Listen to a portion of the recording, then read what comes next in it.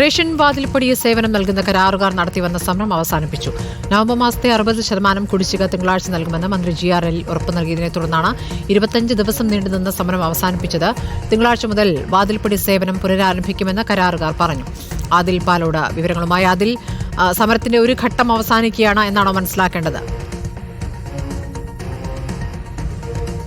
ഉറപ്പായും അങ്ങനെ തന്നെ മനസ്സിലാക്കണം. കാരണം റേഷൻ വ്യാപാരികൾ തിങ്കളാഴ്ച പണിമുടക്ക് നടത്താനിരിക്കെ ഒരു മാസത്തോളമായി വാതിൽപ്പടി വിതരണക്കാർ, അതായത് സാധനം ഗോഡൌണുകളിൽ നിന്നും അരിയും ഭക്ഷ്യധാന്യങ്ങളും വാതിൽപ്പടിയായി റേഷൻ കടകളിൽ എത്തിച്ചുകൊണ്ടിരുന്ന ലോറി കരാറുകാരാണ് അവർ സമരം നടത്തി വരികയായിരുന്നു. അതുകൊണ്ട് തന്നെ പലയിടത്തും സംസ്ഥാന വ്യാപകമായി റേഷൻ കടകൾ കാലിയാകുന്ന സാഹചര്യം ഉണ്ടായിരുന്നു. എത്തുന്ന പലർക്കും സാധനം കിട്ടാതെ വരുന്ന ഒരു ബുദ്ധിമുട്ടും ഉണ്ടായിരുന്നു. ആ ബുദ്ധിമുട്ടിന് പരിഹാരമാകുന്നു. ഇന്ന് ഭക്ഷ്യമന്ത്രി ഓൺലൈനായിട്ട് ഈ കരാറുകാരോട് സംസാരിച്ചു. പണം നൽകാം, തിങ്കളാഴ്ച തന്നെ പണം നൽകാം എന്ന ഉറപ്പിന്മേൽ ഇപ്പോൾ സമരം പിൻവലിച്ചിരിക്കുകയാണ്. വലിയ തോതിലുള്ള കുടിശ്ശിക കരാറുകാർക്ക് വാതിൽപ്പടി സേവനം ചെയ്യുന്ന ആളുകൾക്ക് നൽകാനുണ്ടായിരുന്നു.